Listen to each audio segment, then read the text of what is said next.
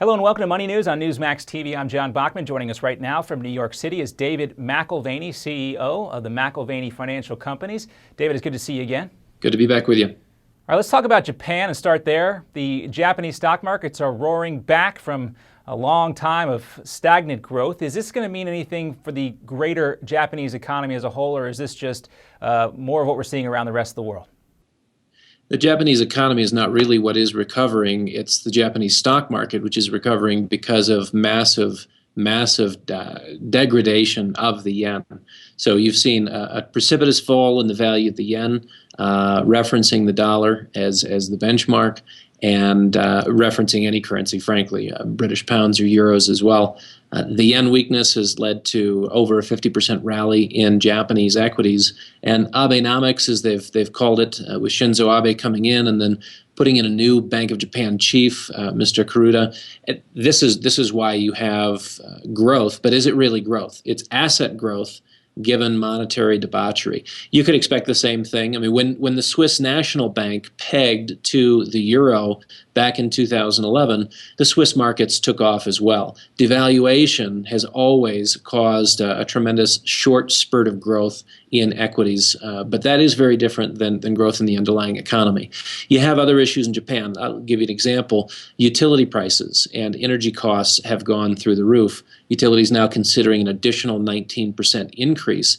The challenge for the Bank of Japan is to both increase the value of assets and hope that the corporate sector plays ball and also inflates incomes. If you don't, then is the equivalent of stagflation. Price of things moving higher without anyone's ability really to afford the repriced goods and services. Well, since things were failed to grow for so long, I guess the Japanese felt like they had to make this call.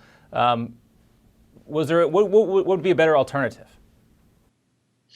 You know, it's a very challenging circumstance to be in because they're dealing with an overhang, if you will, a legacy issue where companies that should have been allowed to fail decades ago have still been allowed to sort of be propped up. Now, we're doing that same thing in the United States today. The too big to fails, we'd see a radically different and I think improved banking sector had we allowed some bank failures to occur just a few years ago. What we're building into the system is a non-competitive environment like the Japanese have had. I don't think you fix an economy or fix a business environment via money printing. And that's what they're now attempting to do, following the lead of Mario Draghi, following the lead of Ben Bernanke, following the lead of the newly appointed Bank of England chief, Mark Carney. This is where we see central bankers all playing by the same set of rules. And yes, there is a problem. They assume that they can stimulate growth,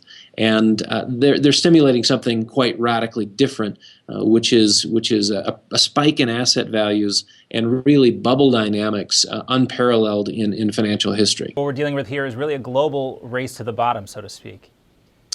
Competitive currency devaluation. I mean, there's two kinds of devaluers today, the ones that are announcing it like the Japanese and those who aren't announcing it. And we see, you know, look at the dollar today. The dollar has been over the last week rallying considerably, very strong, but we need to put strong in quotes because it's strong relative to an extra weak yen. I mean, so this is where it's not strong of its own merits. It's not strong because, again, on a relative basis, it is strong, but not of its own merits. So that's what we have today is a very artificial market space.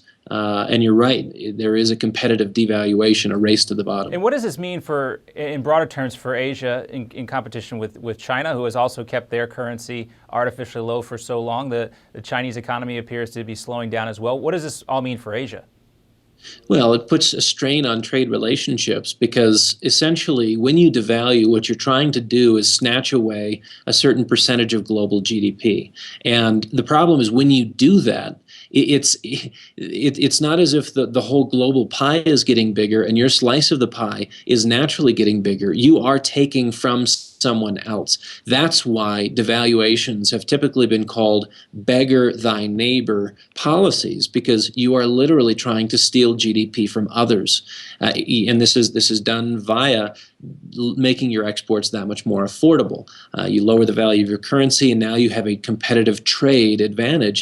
And manufacturing countries the world over love that. I mean, they love the trade advantage, that is.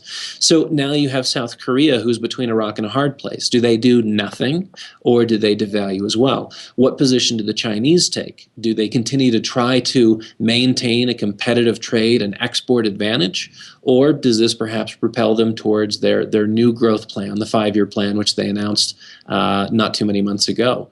And I think that is probably the case. You're looking at a reconfigured Asia, but this certainly in the interim does create some trade tensions and potentially political or geopolitical issues. So we'll have to see what happens. David McAlvany, thanks for your insight. Great talking with you, and we'll talk to you again soon. As always, John, good to be with you. Take care.